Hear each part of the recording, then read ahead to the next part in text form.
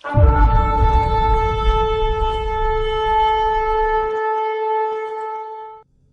लूका की पुस्तक लूका के सुसमाचार अध्याय 15 से कहानी पढ़ रहा हूँ और यीशु एक कहानी सुनाते हैं कि एक व्यक्ति के दो बेटे थे। इसमें से छोटे बेटे ने उससे कहा, पिता से कहा, पिता तू मेरे हिस्से की संपत्ति मुझे दे दे। और वचन कहता है कि पिता ने उसको जो उसने मांगा दे दिया, क्योंकि प्रेम कभी किसी के साथ जबरदस्ती नहीं करता।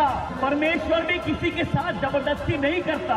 इस व्यक्ति को इसके पिता ने इसके हिस्से की जायदाद दे दी और वचन कहता है कि ये तुरंत पिता की उपस्थिति से निकलता है और ये कहीं दूर जाके रहने लगता है और वहां वो पूरी संपत्ति को एक बर्बाद जीवन में उड़ा देता है और यहां तक उसकी ऐसी हालत हो जाती है कि उसके पास कुछ नहीं होता है। और उसी समय उस शहर में जहां वो रहता है वहां अकाल आ जाता है और उसके पास खाने के लिए भी कुछ नहीं होता। और हो सकता है आज आपकी कहानी है, लेकिन हर व्यक्ति जीवन वैसे ही जी रहा है जैसे उसने जीवन को समझ लिया। इसने अपना सब कुछ उड़ा दिया क्योंकि इसको अपने तरीके से जीना था, इसको पिता की उपस्थिति में नहीं जीना था और पिता ने कभी भी उसके जीवन में हस्तक्षेप नहीं किया।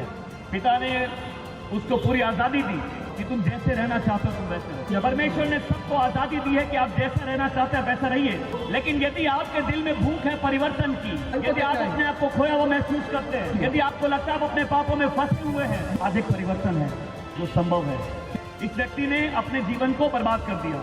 आपका जीवन आपके हाथ में तब तक है जब तक आप उसे पिता के हाथ में नहीं दे दे।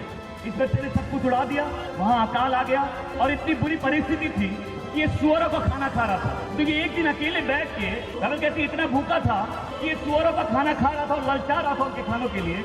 अचानक से उसको याद आया, अचानक से उसको होश आया, अचानक से उसकी आंखें खुल गई। वो बोला मैं ऐसा जीवन जी रहा हूँ जहाँ मैं खाने का मोहताज हूँ, लेकिन मेरे पिता के घर में बहुत आयत है। मैं आज आपको बताना चाहता हूँ पिता परमेश्वर के घर में बहुत आयत है। पिता परमेश्वर के घर में चंगाई है, पिता परमेश्वर के घर में छुटकारा है। बाइबल कहती है एक दिन उसको होश आया। देखिए कई बार हम अपने धुन में जैसा जीना चाहते हैं वैसे जीते हैं, लेकिन कभी कभी हमारे अंदर कुछ ऐसी खलबली होती है कि हम जहाँ जिस परिस्थिति में होते हैं हम खुश नहीं होते और हमारे अंदर से चीख आ रही होती है मुझे परिवर्तन चाहिए। ये जैसे जी रहा था वैसे जी रहा था। बाप में अपने हट में बिल्कुल बेहोश था, नशे में था, लेकिन उस दिन उसको होश आया।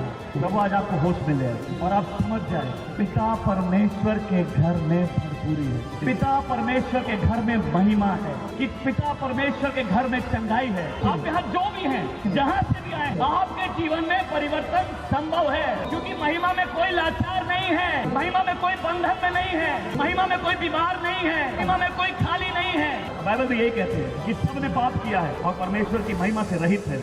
और वचन कहता है उसको होश आया। सब चाहते हैं हाँ परिवर्तन आ जाए, लेकिन कई बार कोई इतना टूट जाता है, ये फिर बिल्कुल एक दिल की सोच नहीं रहती है, ये बहुत गहरी चाहत रहती है कि मुझे परिवर्तन चाहिए।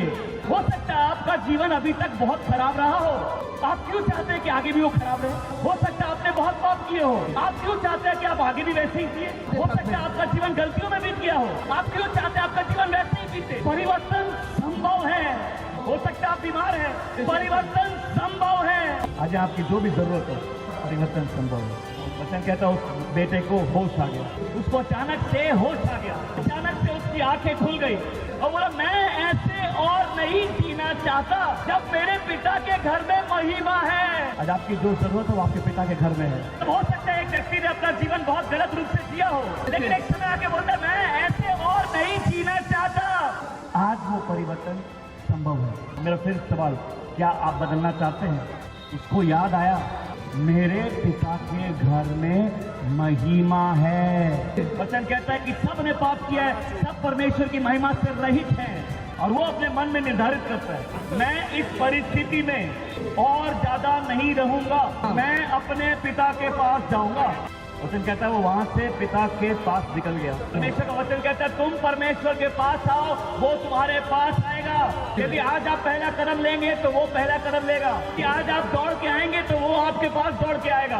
और ये बेटा सोच रहा था कि मैं इस लायक नहीं कि अपने पिता का बेटा कहलाऊं। मैं आप सबसे कहना चाहता हूँ अगर आज यहाँ कुछ भी संभव है तो इसलिए नहीं है कि हम में से कोई भी लायक है, ये इसलिए है कि पिता के घर में बहुत आयत है और पिता चाहते हैं कि लोग उसको जान जाए। बाइबल कहती है अभी वो दूर ही था, अभी वो थोड़ा दूर ही था, दूर से उसके पिता ने उसको देख लिया और पिता दौड़ के उसके पास आया।